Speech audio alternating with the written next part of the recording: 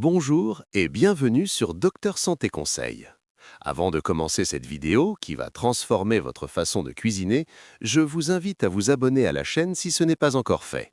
Cliquez sur le bouton rouge ci-dessous et activez la cloche de notification. Vous rejoindrez ainsi notre communauté de personnes qui prennent leur santé en main. Aujourd'hui, nous allons parler d'un sujet qui concerne des millions de personnes, le sel. Vous savez que vous devez réduire votre consommation de sel. Votre médecin vous l'a dit, vous avez lu les recommandations, vous connaissez les risques pour votre tension artérielle, votre cœur, vos reins. Mais voilà le problème. Quand vous réduisez le sel, vos plats deviennent fades, insipides, tristes. Vous avez l'impression de manger du carton. Le plaisir de manger disparaît. Et au bout de quelques jours ou semaines, vous abandonnez. Je comprends cette frustration. Le sel est un exhausteur de goût puissant. Notre palais y est habitué depuis l'enfance. S'en passer brutalement est difficile, voire impossible pour beaucoup. Mais j'ai une bonne nouvelle pour vous. Il est possible de réduire votre consommation de sel de 50%, voire plus, sans que vos plats soient fades. Il existe des techniques, des astuces, des substituts qui permettent de conserver le plaisir gustatif tout en protégeant votre santé. Dans cette vidéo, je vais vous révéler toutes ces stratégies. Des techniques de cuisine ancestrale, des épices et des herbes qui transforment les plats, des méthodes scientifiques pour tromper votre palais et des conseils pratiques pour une transition progressive et durable. Restez jusqu'à la fin. Je vous donnerai un programme de 4 semaines pour réduire votre sel de moitié sans souffrir. C'est parti! Avant de parler des solutions, comprenons pourquoi nous aimons autant le sel et pourquoi il est si difficile de s'en passer. Le goût salé est l'un des 5 goûts fondamentaux que notre langue peut percevoir avec le sucré, l'acide, l'amer et l'umami. Notre attirance pour le sel est inscrite dans notre biologie. Dans la nature, le sodium est relativement rare. Nos ancêtres devaient activement le chercher. Le sel était précieux, si précieux qu'il a servi de monnaie d'échange. Le mot salaire vient d'ailleurs du latin salarium, la ration de sel donnée aux soldats romains. Notre cerveau est donc programmé pour apprécier le goût salé et nous pousser à en consommer quand nous en trouvons. C'est un mécanisme de survie. Mais aujourd'hui, le sel n'est plus rare, il est omniprésent. L'industrie alimentaire en met partout et nous en consommons bien plus que nécessaire. L'Organisation mondiale de la santé recommande de ne pas dépasser 5 grammes de sel par jour, soit environ une cuillère à café. La plupart des gens en consomment 10 à 12 grammes, parfois plus. C'est 2 à 3 fois trop. Le problème, c'est que notre palais s'habitue à ce niveau de sel élevé. C'est ce qu'on appelle le seuil de perception. Plus vous mangez salé, plus vous avez besoin de sel pour percevoir le goût salé. C'est un cercle vicieux. Un plat normalement salé pour quelqu'un qui mange peu de sel semblera fade à quelqu'un habitué aux aliments très salés. La bonne nouvelle, c'est que ce processus est réversible. Des études ont montré que si vous réduisez progressivement votre consommation de sel, votre palais se recalibre. Après quelques semaines, vous percevrez le goût salé avec beaucoup moins de sel. Les aliments que vous trouviez fades avant deviendront savoureux, et les aliments très salés que vous aimiez vous sembleront désagréablement salés. C'est la clé de tout ce que je vais vous expliquer. Votre palais peut changer. Il suffit de lui en donner le temps et de l'accompagner avec les bonnes stratégies. Première stratégie, la réduction progressive. C'est la base de tout. Ne réduisez jamais le sel brutalement. Si vous passez du jour au lendemain d'une alimentation très salée à une alimentation sans sel, vous allez détester ce que vous mangez et vous abandonnerez. Voici comment procéder. Semaine 1, réduisez le sel de 25% dans vos préparations. Si vous mettez habituellement une cuillère à café de sel dans votre plat, mettez 3/4 de cuillère. C'est une différence que vous remarquerez à peine. Semaine 2, maintenez cette réduction. Votre palais commence à s'adapter. Semaine 3, réduisez encore de 25% par rapport au départ. Vous êtes maintenant à la moitié de votre consommation initiale. Semaine 4, maintenez ce niveau. Observez comment votre perception du goût évolue. Au bout d'un mois, vous aurez réduit votre sel de 50% et votre palais se sera adapté. Les plats que vous trouviez fades au début vous sembleront maintenant normaux. Vous pouvez continuer ce processus, si vous le souhaitez, en réduisant encore progressivement. Quelques conseils pratiques pour cette réduction progressive. Goûter avant de saler. Beaucoup de gens salent par réflexe avant même d'avoir goûté. Prenez l'habitude de goûter d'abord. Souvent, c'est suffisant. Salez en fin de cuisson plutôt qu'au début. Le sel ajouté à la fin reste en surface et a plus d'impact sur vos papilles que le sel incorporé pendant la cuisson. Utilisez un doseur ou une cuillère mesure plutôt que de saler à la main. Cela vous permet de contrôler exactement la quantité. Ne mettez pas la salière sur la table. Cela évite le réflexe de ressaler automatiquement. Cette réduction progressive est la fondation, mais elle ne suffit pas seule. Pour que vos plats restent savoureux, vous devez compenser le sel par d'autres sources de goût. Deuxième stratégie, les herbes fraîches. Les herbes aromatiques sont vos meilleurs alliés pour réduire le sel. Elles apportent des saveurs complexes qui enrichissent les plats et compensent largement la réduction du sel. Et contrairement au sel, les herbes n'ont que des effets positifs sur la santé. Elles sont riches en antioxydants, en vitamines, en composés bénéfiques. Passons en revue les herbes les plus utiles et comment les utiliser. Le persil. C'est l'herbe la plus polyvalente. Son goût frais et légèrement poivré rehausse presque tous les plats. Utilisez-le généreusement, frais de préférence, ajouté en fin de cuisson ou en garniture.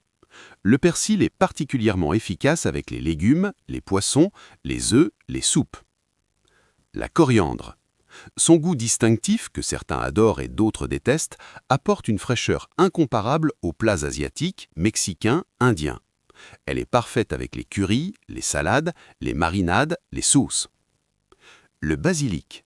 Roi de la cuisine méditerranéenne, le basilic transforme les tomates, les pâtes, les salades. Son arôme puissant compense facilement la réduction de sel. Ajoutez-le toujours en fin de cuisson pour préserver sa saveur. La menthe. Sous-utilisée en cuisine salée, la menthe apporte une fraîcheur étonnante aux salades, aux légumes grillés, aux plats du Moyen-Orient. Essayez-la avec les petits pois, les courgettes, le concombre. Le thym. Son parfum intense parfume les viandes, les légumes rôtis, les soupes. Quelques brins de thym frais peuvent transformer un plat simple en quelque chose de mémorable. Le romarin. Puissant et résineux, le romarin est parfait avec l'agneau, le poulet, les pommes de terre. Utilisez-le avec parcimonie car son goût peut dominer. L'aneth. Idéal avec le poisson, le saumon notamment, le concombre, les sauces au yaourt. Son goût anisé est très distinctif. La ciboulette. Délicate et aillée, la ciboulette est parfaite pour les œufs, les salades, les sauces, les soupes. Comment utiliser les herbes efficacement? Utilisez-les en quantité généreuse. Ne soyez pas timide. Une pincée de persil ne changera rien. Une grosse poignée transformera votre plat. Préférez les herbes fraîches aux herbes séchées quand c'est possible. Les herbes fraîches ont plus de saveur et de complexité. Ajoutez les herbes délicates en fin de cuisson pour préserver leur arôme. Les herbes robustes, comme le thym et le romarin, peuvent cuire plus longtemps. Cultivez vos propres herbes si vous le pouvez. Un pot de basilic ou de persil sur le rebord de la fenêtre vous donnera des herbes fraîches en permanence. Troisième stratégie, les épices. Si les herbes sont vos alliés, les épices sont vos armes secrètes. Elles apportent des saveurs intenses, de la profondeur, de la chaleur, qui rendent le sel presque superflu. Les épices sont utilisées depuis millénaires dans les cuisines du monde entier. Les cuisines indiennes, marocaines, mexicaines ou thaïlandaises sont naturellement moins dépendantes du sel parce qu'elles utilisent abondamment les épices. Passons en revue les épices les plus efficaces. Le cumin. Terreux et chaud, le cumin est indispensable dans les cuisines mexicaines, indiennes, moyen-orientales. Il transforme les légumineuses, les viandes, les légumes. Une pincée de cumin dans une soupe de lentilles fait toute la différence. Le paprika. Doux ou fumé, le paprika apporte couleur et saveur. Le paprika fumé en particulier donne une profondeur incroyable au plat sans aucun sel. Essayez-le sur les pommes de terre, les œufs, les légumes grillés. Le curcuma. Sa couleur dorée et son goût subtil en font un ajout parfait au riz, aux légumes, aux soupes. En plus, le curcuma a des propriétés anti-inflammatoires remarquables. Le curry. Ce mélange d'épices varie selon les régions, mais apporte toujours une complexité de saveurs qui fait oublier l'absence de sel. La cannelle. On l'associe au dessert, mais la cannelle est merveilleuse dans les plats salés. Elle est traditionnelle dans les tadjines marocains, les currys, certains plats de viande. Le gingembre. Frais ou en poudre, le gingembre apporte du piquant et de la fraîcheur. Il est essentiel dans les cuisines asiatiques et se marie bien avec le poisson, le poulet, les légumes sautés. Le piment. Sous toutes ses formes, frais, séché, en poudre ou en flocons, le piment stimule les papilles et détourne l'attention du sel. Si vous supportez le piquant, c'est un allié puissant. La muscade. Chaude et légèrement sucrée, la muscade est parfaite dans les sauces blanches, les purées, les gratins, les épinards. Les graines de coriandre. Leur goût citronné est différent de la coriandre fraîche. Elles parfument les marinades, les plats mijotés, les légumes. Comment utiliser les épices efficacement? Faites griller les épices entières à sec dans une poêle avant de les moudre, cela révèle leurs huiles essentielles et intensifie leur saveur. Ajoutez les épices moulues au début de la cuisson dans l'huile chaude pour qu'elles révèlent leurs arômes. Créez vos propres mélanges d'épices adaptés à vos goûts. Un mélange maison sera toujours plus savoureux qu'un mélange industriel. N'ayez pas peur d'expérimenter. Les épices transforment les plats les plus simples en expériences gustatives riches. 4e stratégie, l'acidité. L'acidité est peut-être le substitut au sel le plus sous-estimé. Un filet de citron, une touche de vinaigre peuvent transformer un plat fade en quelque chose de vibrant. Pourquoi l'acidité fonctionne-t-elle si bien? L'acidité stimule les papilles gustatives d'une manière différente du sel, mais tout aussi efficace. Elle réveille les saveurs, apporte de la fraîcheur, équilibre les plats riches ou gras. Les chefs professionnels utilisent l'acidité constamment pour finir leurs plats. C'est souvent l'ingrédient secret qui fait la différence entre un plat correct et un plat exceptionnel. Les sources d'acidité à utiliser. Le citron. C'est le plus polyvalent. Un filet de jus de citron frais peut rehausser presque n'importe quel plat. Les poissons, les salades, les légumes, les soupes, les viandes blanches. Le zeste de citron apporte encore plus d'intensité aromatique. Le citron vert. Plus parfumé que le citron jaune, il est parfait pour les cuisines asiatiques, mexicaines, caraïbéennes. Les vinaigres. Vinaigre de vin, vinaigre balsamique, vinaigre de cidre, vinaigre de riz. Chaque vinaigre a son caractère propre. Le vinaigre balsamique apporte une touche sucrée en plus de l'acidité. Le vinaigre de cidre est doux et fruité. Le vinaigre de riz est délicat et parfait pour les plats asiatiques. Les agrumes. L'orange, le pamplemousse, la clémentine peuvent être utilisés dans les plats salés. Un jus d'orange dans une sauce pour le canard, du pamplemousse dans une salade d'avocat. Les tomates. Elles apportent naturellement de l'acidité. Une tomate fraîche, une sauce tomate maison, du concentré de tomate, tous ajoutent de l'acidité et du goût. Le vin. Blanc ou rouge, le vin apporte de l'acidité et de la complexité aux sauces, aux plats mijotés. L'alcool s'évapore à la cuisson, mais les saveurs restent. Comment utiliser l'acidité efficacement? Ajoutez l'acidité en fin de cuisson. Un filet de citron juste avant de servir préserve la fraîcheur. Goûter et ajuster. L'acidité doit être présente, mais pas dominante. Elle doit équilibrer, pas écraser. Utilisez l'acidité pour réveiller un plat qui semble manquer de quelque chose. Souvent, ce qui manque n'est pas du sel, mais de l'acidité. Essayez le citron là où vous auriez mis du sel. Vous serez surpris de voir à quel point ça fonctionne. 5e stratégie, l'umami. L'umami est le 5e goût, découvert par un scientifique japonais au début du XXe siècle. C'est ce goût savoureux, profond, qui donne de la rondeur au plat.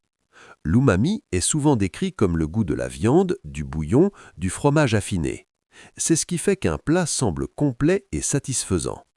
Et voici le secret, l'umami peut remplacer le sel de manière remarquable. Les aliments riches en umami donnent l'impression d'un plat bien assaisonné, même avec peu de sel. Les sources d'umami à utiliser. Les tomates. Surtout les tomates séchées, le concentré de tomates, les tomates cuites longtemps. La cuisson intensifie l'umami des tomates. Le parmesan et les fromages affinés.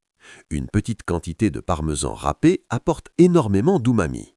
Oui, le parmesan contient du sel, mais l'umami qu'il apporte vous permet de réduire le sel ailleurs dans le plat. Les champignons. Surtout les champignons séchés comme les shiitake ou les porcini. Faites-les tremper et utilisez l'eau de trempage aussi, elle est pleine de saveurs. La sauce soja. Je sais, la sauce soja est très salée, mais utilisée en petite quantité, elle apporte plus d'umami que de sel. Choisissez une sauce soja de qualité et utilisez-en juste quelques gouttes. La pâte miso. Comme la sauce soja, le miso est salé, mais son umami est si puissant qu'une petite quantité suffit. Une cuillère à café de miso dans une soupe ou une sauce fait de merveilles. Les anchois. Fondus dans l'huile en début de cuisson, les anchois disparaissent, mais laissent un umami incroyable. C'est le secret de nombreuses sauces italiennes. Les algues. Kombu, nori, wakame, les algues sont des bombes d'umami utilisées dans toute la cuisine japonaise. La levure nutritionnelle. Très utilisée dans la cuisine végétale, elle apporte un goût fromager et umami sans sel. Comment utiliser l'umami efficacement? Combiner plusieurs sources d'umami.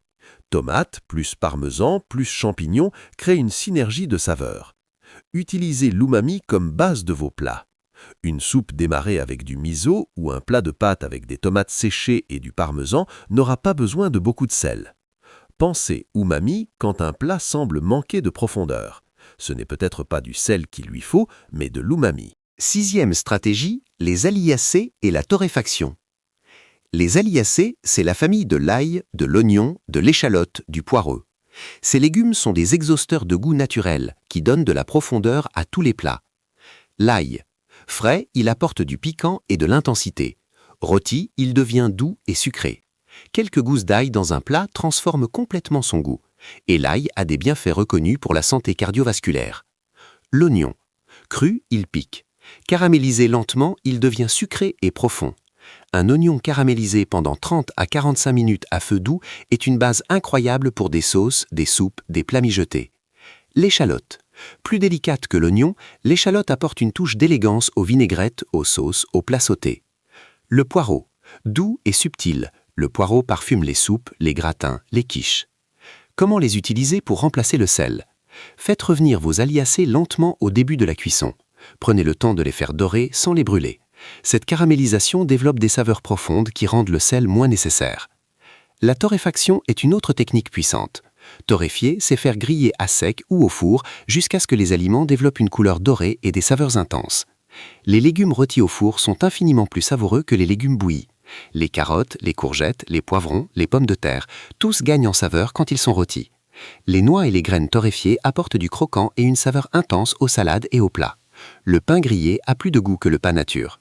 La réaction de Maillard, la réaction chimique qui se produit lors de la torréfaction, crée des centaines de composés aromatiques qui enrichissent le goût. Comment appliquer cette stratégie? Rôtissez vos légumes au four plutôt que de les faire bouillir ou cuire à la vapeur. Un filet d'huile d'olive, des herbes, 20 à 30 minutes au four à 200 degrés. Faites griller vos viandes et poissons pour développer une croûte savoureuse. Toastez vos épices, vos noix, vos graines. Caramélisez vos oignons avec patience. Ces techniques demandent un peu plus de temps, mais elles transforment des ingrédients simples en plats extraordinaires, sans avoir besoin de sel. 7e stratégie, les alternatives directes au sel. En plus de toutes les techniques pour enrichir le goût autrement, il existe des produits qui peuvent remplacer le sel de table, tout en apportant une saveur salée. Le sel de potassium, c'est la principale alternative au sel de sodium. Il a un goût salé similaire, mais contient du chlorure de potassium au lieu du chlorure de sodium. Le potassium est bénéfique pour la tension artérielle. Il aide à contrebalancer les effets du sodium. Donc, en plus de réduire le sodium, vous augmentez le potassium.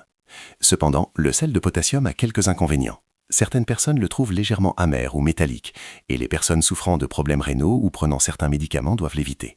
Consultez votre médecin avant de l'utiliser régulièrement. Les mélanges sel-potassium. Certains produits combinent sel de sodium et sel de potassium à parts égales. Ils réduisent le sodium de moitié tout en conservant un goût plus proche du sel traditionnel. Le gomasio, c'est un condiment japonais composé de graines de sésame grillées et d'un peu de sel. Le ratio typique est de 10 à 15 parts de sésame pour une part de sel. Vous obtenez une saveur riche avec très peu de sodium. Saupoudrez-le sur les riz, les légumes, les salades. Les algues séchées en poudre, elles apportent une saveur iodée qui rappelle le sel de mer, avec beaucoup moins de sodium. La poudre de nori ou de kombu peut être utilisée comme assaisonnement. Les mélanges sel et d'épices sans sel. De nombreuses marques proposent des mélanges savoureux sans sodium ajouté. Vous pouvez aussi créer les vôtres. Voici une recette de mélange maison. Mélange méditerranéen sans sel. 2 cuillères à soupe d'origan séché, 2 cuillères à soupe de basilic séché, 1 cuillère à soupe de thym séché, 1 cuillère à soupe de romarin séché, 1 cuillère à soupe d'ail en poudre, 1 cuillère à café de poivre noir. Mixez finement et conservez dans un pot hermétique. Mélange mexicain sans sel. 2 cuillères à soupe de cumin, 1 cuillère à soupe de paprika, 1 cuillère à soupe d'ail en poudre, 1 cuillère à soupe d'oignon en poudre, 1 cuillère à café d'origan, 1 cuillère à café de piment de Cayenne.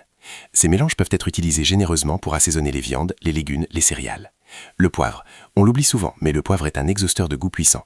Un bon moulin à poivre avec du poivre fraîchement moulu change complètement l'expérience gustative. Passons maintenant au programme pratique de 4 semaines pour réduire votre sel de 50% sans souffrir. Semaine 1. L'audit et la réduction initiale. Faites l'inventaire de votre cuisine. Lisez les étiquettes de tous vos produits. Identifiez les plus salés, les sauces, les bouillons en cubes, les plats préparés. Éliminez ou remplacez les pires. Commencez à réduire le sel de 25% dans vos préparations maison. Investissez dans des herbes fraîches et des épices de qualité. Semaine 2. Les nouvelles habitudes. Continuez la réduction à 25%. Votre palais commence à s'adapter. Intégrez l'acidité. Gardez des citrons toujours à portée de main. Finissez chaque plat avec un filet de citron. Expérimentez avec les épices. Essayez une nouvelle épice chaque jour. Semaine 3. L'approfondissement. Passez à une réduction de 50% par rapport à votre consommation initiale. Explorez l'umami. Achetez du miso, du parmesan de qualité, des champignons séchés. Perfectionnez la torréfaction. Rôtissez vos légumes au four au lieu de les faire bouillir. Semaine 4. La consolidation. Maintenez la réduction de 50%. À ce stade, votre palais s'est recalibré. Créez vos propres mélanges d'épices sans sel. Affinez vos recettes. Notez ce qui fonctionne le mieux pour vous. Après ces 4 semaines, vous aurez divisé votre consommation de sel par 2. Et surtout, vous aurez découvert une nouvelle façon de cuisiner, plus riche en saveurs, plus créative, plus saine. Quelques conseils supplémentaires pour maintenir ces habitudes. Cuisinez davantage à la maison. C'est le seul moyen de vraiment contrôler le sel. Les restaurants et les plats préparés sont toujours très salés. Quand vous mangez au restaurant, demandez moins de sel ou pas de sel. Beaucoup de restaurants peuvent accommoder cette demande. Soyez patient avec vous-même. Il y aura des jours où vous mangerez plus salé. Ce n'est pas grave. L'important est la tendance générale. Célébrez vos progrès. Chaque gramme de sel évité est une victoire pour votre santé cardiovasculaire. Récapitulons les 7 stratégies pour réduire le sel de 50% sans que vos plats soient fades. Stratégie 1, la réduction progressive sur plusieurs semaines. Stratégie 2, les herbes fraîches en quantité généreuse. Stratégie 3, les épices du monde entier. Stratégie 4, l'acidité avec citron et vinaigre. Stratégie 5, l'umami avec tomates, parmesan, champignons, miso. Stratégie 6, les aliacés et la torréfaction pour des saveurs profondes. Stratégie 7, les alternatives directes comme le gomasio et les mélanges d'épices. Votre santé cardiovasculaire dépend en grande partie de votre consommation de sel. En appliquant ces stratégies, vous protégez votre cœur, vos artères, vos reins, tout en continuant à prendre du plaisir à table. C'est possible, des millions de personnes y sont arrivées. Vous pouvez y arriver aussi. Merci d'avoir regardé cette vidéo jusqu'au bout. Si ces stratégies vous ont été utiles, si vous êtes prêt à relever le défi des 4 semaines, montrez-le en likant cette vidéo et en la partageant avec vos proches. N'oubliez pas de vous abonner à la chaîne Docteur Santé Conseil et d'activer la cloche de notification. Dites-moi en commentaire quelle stratégie vous allez essayer en premier et partagez vos propres astuces pour cuisiner avec moins de sel. Je lis tous vos commentaires avec attention. À très bientôt sur Docteur Santé Conseil.